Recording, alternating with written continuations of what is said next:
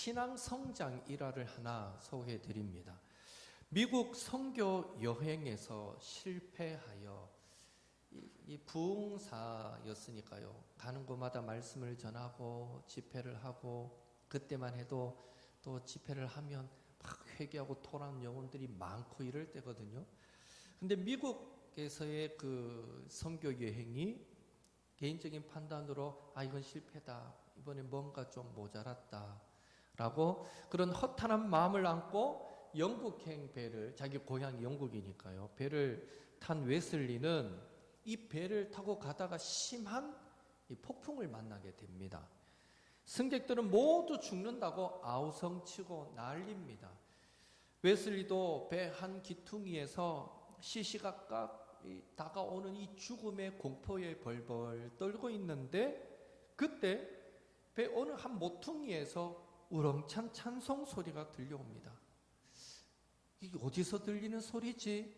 웨슬리는 그 찬송 소리가 나는 쪽으로 가 보았더니 모라비안 성도들이, 이 모라비안 성도들은 18세기에 보헤미아에서 등장했던 복음주의자입니다. 그들도 예수님을 구원자로 믿는 그런 성도들이었, 개신교의 한 분파였는데, 이 모라비안 성도들이 찬송을 부르고 있었습니다.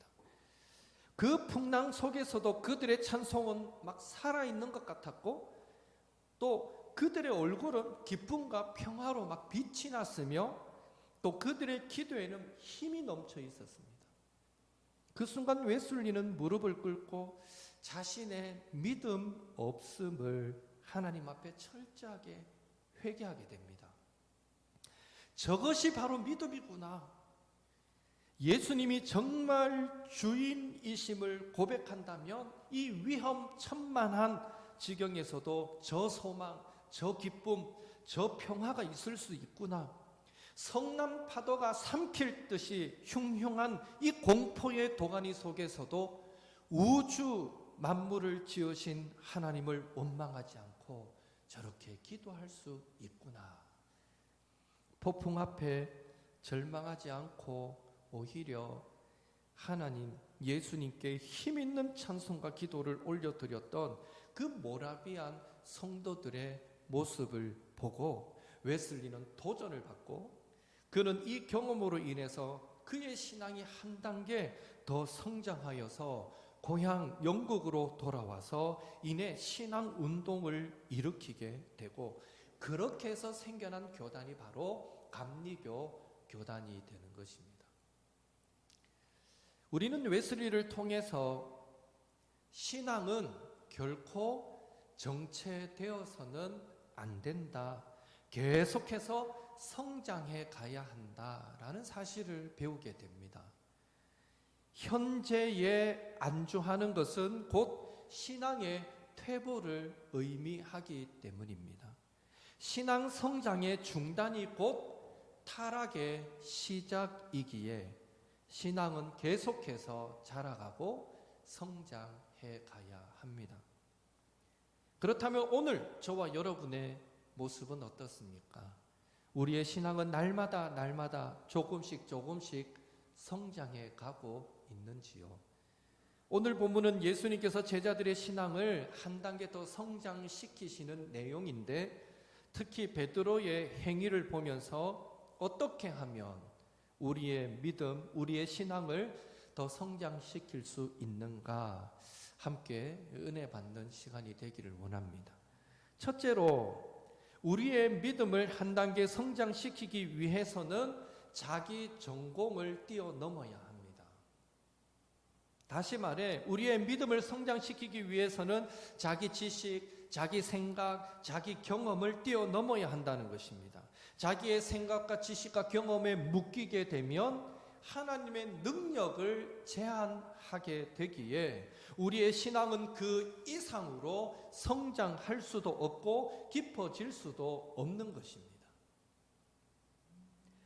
28절을 보면 베드로는 자기 전공을 뛰어넘는 것을 보게 됩니다. 함께 28절 읽습니다.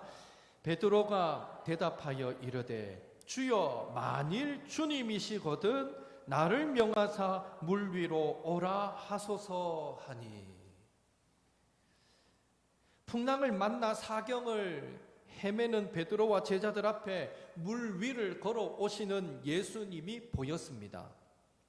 유령 귀신이 아니고서야 어떻게 사람이 물 위를 걸을 수 있겠습니까?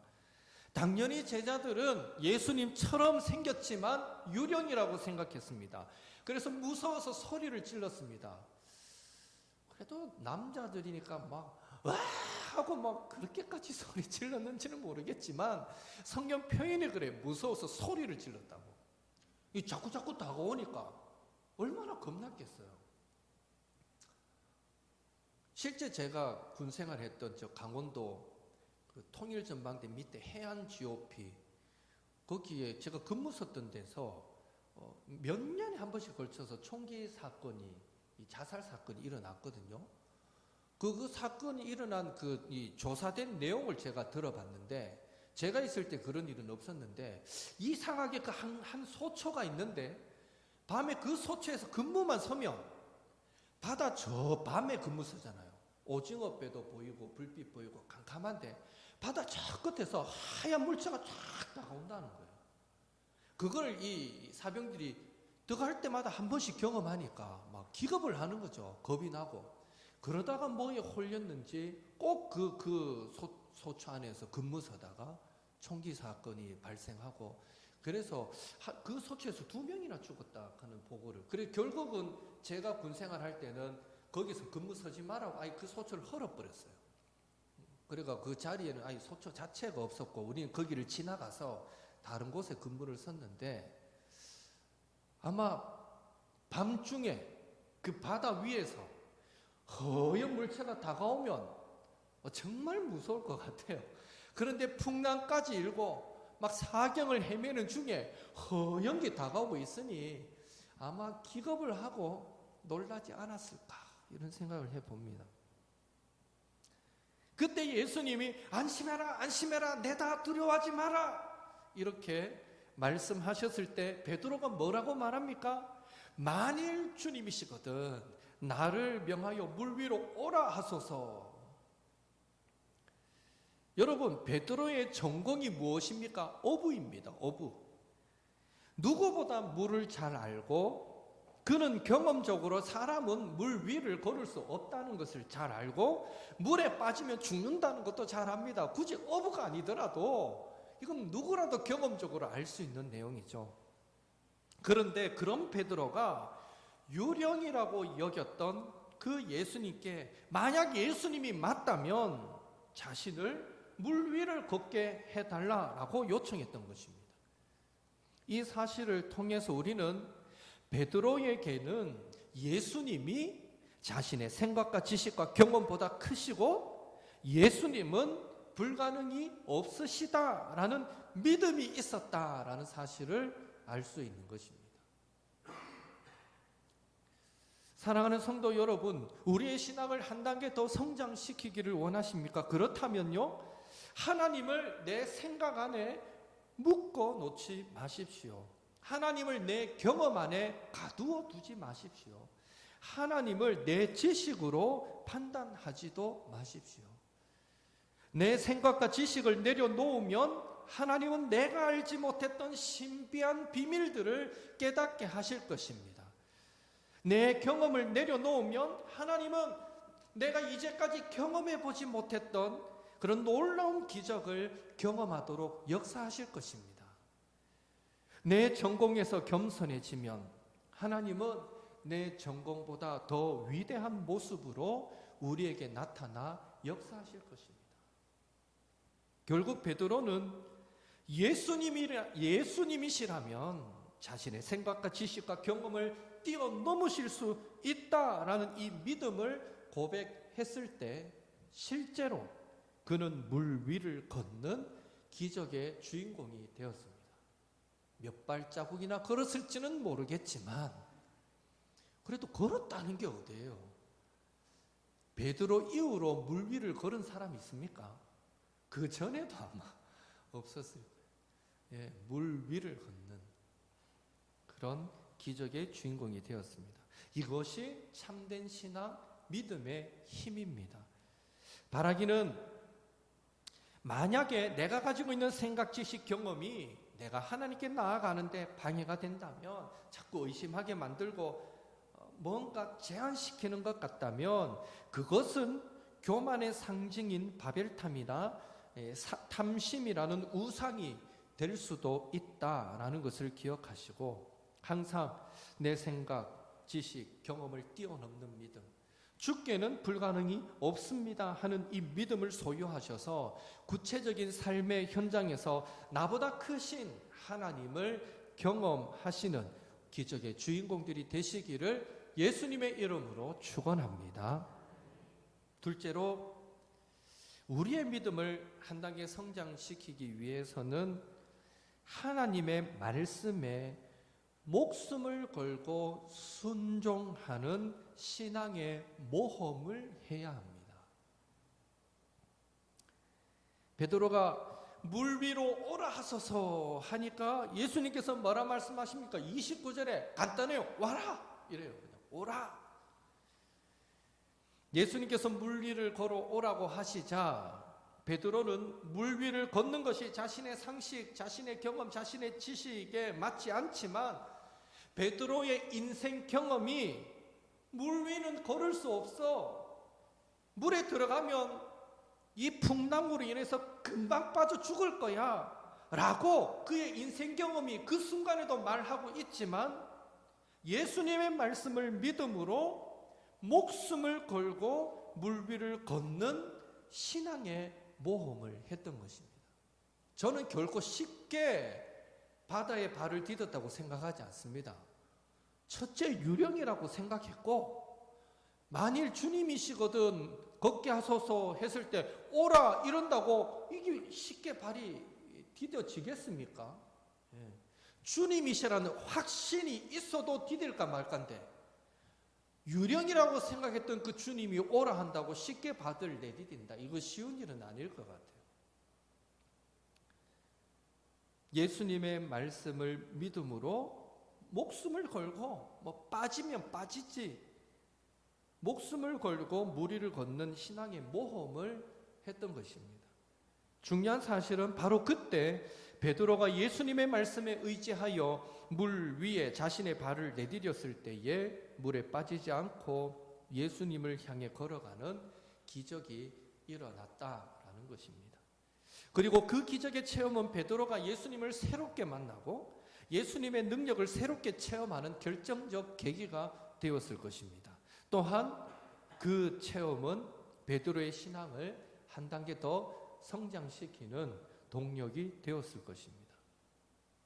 바라기는 우리의 신앙도 정체되지 않고 성장하기 위해서는 때로는 자신이 없고, 때로는 확신이 안 서고, 때로는 불가능해 보여도 나에게 주신 하나님의 말씀에 목숨을 거는 믿음의 도전이 있어야 한다라는 사실을 기억하시고, 어떤 순간에서도 하나님의 말씀은 진리요 능력이시라는 그 확신 가지고 우리 개인에게 주시는 그 말씀에 목숨을 걸고 죽을 힘을 다해 순종하는 믿음의 도전으로 하나님의 능력을 날마다 새롭게 경험하며 살아가시는 저와 여러분이 되시기를 예수님의 이름으로 축원합니다. 논리는 간단한 것 같아요. 새로운 은혜를 원한다면 새로운 도전이 필요합니다. 딱 이만큼 내가 늘 해오던 요 정도, 거기에 안주하면요 그때부터 새로운 은혜는 없습니다. 그리고 점점 매너리즘에 빠지고 어느 순간 내 신앙은 희미해질 수밖에 없습니다. 새로운 은혜는 날마다 새로운 도전에서 오는 거예요. 그래서 우리의 신앙이 날마다 하나님 앞에서 한 단계 더 성장해 가기를 원한다면 주시는 말씀에 끊임없는 도전, 끊임없는 순종으로 우리의 믿음을 아름답게 세워갈 수 있게 되기를 예수님의 이름으로 축복합니다. 마지막으로 우리의 믿음을 한 단계 성장시키기 위해서는 신앙의 실패에서 다시 하나님을 새롭게 찾아야 합니다. 실패의 자리에서 하나님을 새롭게 찾아야 합니다. 여러분, 베드로가 무리를 걷다가 어떻게 되었습니까? 다시 물에 빠지고 말았습니다. 물을 조금 걷다 보니 이 높은 이 출렁이는 파도도 보이고 쉑쉑 하는 이 바람 소리도 들리고, 조금 전에는 그래 예수님께는 불가능이 없으셔, 예수님의 말씀을 믿고 한번 순종해보자, 저분이 예수님이면 난 걸을 수 있을 거야, 이런 마음은 온데간데 없이 사라지고, 파도를 보고 바람 소리를 듣는 순간 야 내가 미쳤나봐, 지금 내가 뭐하고 있어, 이런 생각이 쑥 자기 안에 들어오는 순간 그만 두려움에 사로잡히고 말았던 것이죠. 두려움이 찾아오는 순간 잘 걷다가 그만 물에 푹 빠지고 말았던 것입니다. 주님의 말씀에 목숨을 거는 신앙의 도전은, 그 모험은 몇 발자국 걷다가 그만 실패로 돌아가고 말았던 것입니다. 그러나 믿음을 성장시키기 위해서는 신앙생활을 하면서 실패했을 그때가 중요하다라는 사실을 기억해야 됩니다. 여러분, 물에 빠졌던 베드로가 어떻게 했습니까? 내 이럴 줄 알았어 하면서 후회했습니까? 바다를 걸었던 것, 그런 장면은 나오지 않습니다.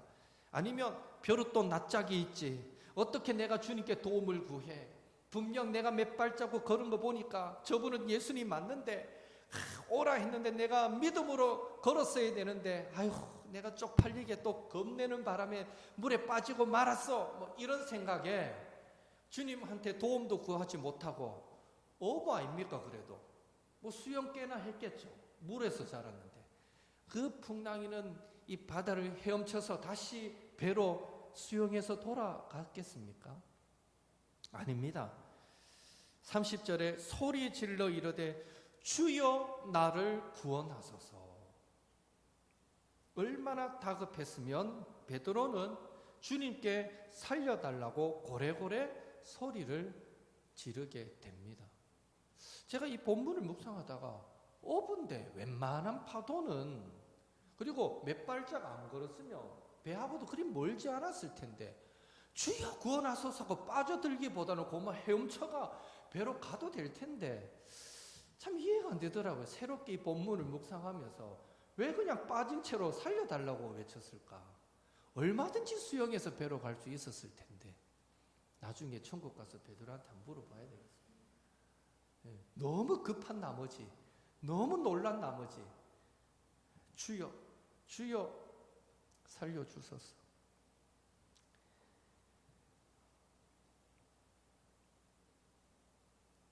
얼마나 다급했으면 그랬겠습니까? 그런데 놀라운 사실은요, 물에 빠져서 살려달라고 소리 지르는 거기에 주님의 은혜가 임했습니다. 우리가 실패하고 절망하여 주님을 찾게 될 때 조급한 쪽이 우리일 것 같지만 그렇잖아요. 우리의 믿음 없음으로 뭐 여러 가지 이유로 실패하고 넘어졌을 때 다급하고 조급한 건 우리일 것 같지만 사실은 하나님이시다라는 것을 우리는 기억할 필요가 있습니다. 왜 그렇습니까? 31절 같이 읽겠습니다. 예수께서 즉시 손을 내밀어 그를 붙잡으시며 이르시되 믿음이 작은 자여 왜 의심하였느냐 하시고, 예수님이 베드로를 어떻게 구원하십니까? 예수님은 즉시 손을 내밀어 베드로를 붙잡으셨습니다. 그만 믿으라 했는데 하고 좀 물 좀 먹도록 내버려 두시지 않습니다. 즉시 손을 내밀어 베드로를 붙잡으셨습니다. 왜요? 참 하나님이신 예수님께 있어서 베드로는 눈에 넣어도 아프지 않을 사랑하는 주님의 자녀이기 때문입니다. 그 사랑하는 자녀가 지금 물에 빠져 죽게 되었다고 살려달라 하니까 예수님이 믿음이 작은 자여 왜 의심하였느냐라고 말씀하셨는데, 저는 이 표현이 어떻게 들리나 하면 아이고 놀래라, 예수님도 잘 걸어다가 푹 빠지니까 아이고 놀래라 하면서 손을 내밀어서 잡아 얹으시면서 믿음이 작은 자여 왜 의심하였느냐, 이거는 마치 부모가 자기 자녀가 잠시 딴 거 하는 사이에 막 어린 자녀가 뭐 어디 기어 올라가더니 막 떨어지려고 할 때, 침대 위에서 막 떨어지려고 할 때, 아니면 길을 가다가 갑자기 도로 쪽으로 뛰어나갔을 때, 이럴 때 부모들은 거의 뭐 반사적으로 몸을 날려서라도 그 아이를 탁 잡아내지 않습니까? 탁 붙잡지 않습니까? 그때 부모 마음은 뭐 철커덩하고 내려앉는 것 같지 않습니까? 마치 그런 마음, 주님의 마음이 베드로가 조금의 믿음으로 걸어오는 듯 하더니 금세 옆에 보고 그 주님을 향한 믿음을 잃어버리고 푹 빠지니까 부모된 마음에 아이고 놀래라 손을 즉시 내밀어서 그 베드로를 잡아 올리는 그런 모습으로 한번 묵상해 보았습니다.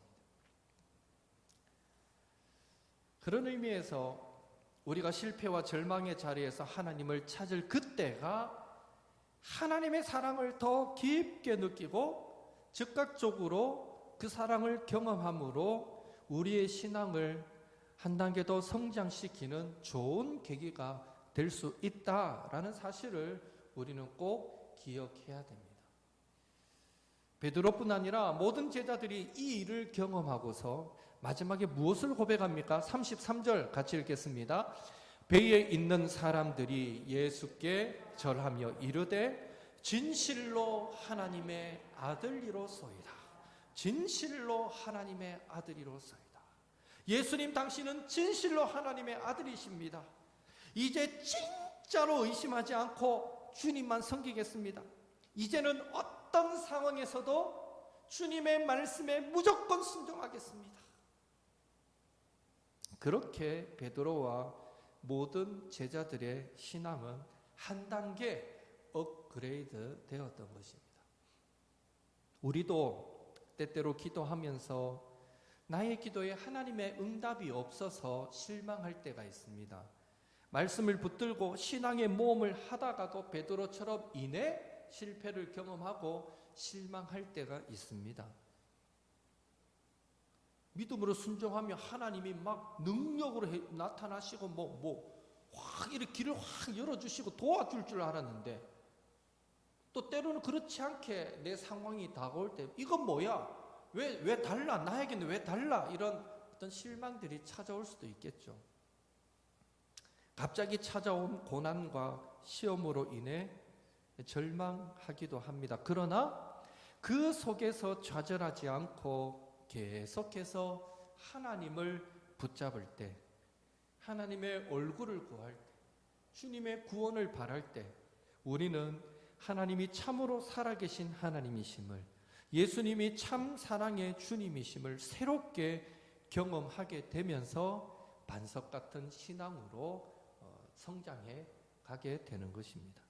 바라기는 인생의 실패와 좌절을 경험하게 될 때 하나님의 신실하심과 사랑을 의심함으로 믿음이 작은 자여 왜 의심하였느냐 책만 받는 성도들이 우리 가운데 한 사람도 없기를 바라고요.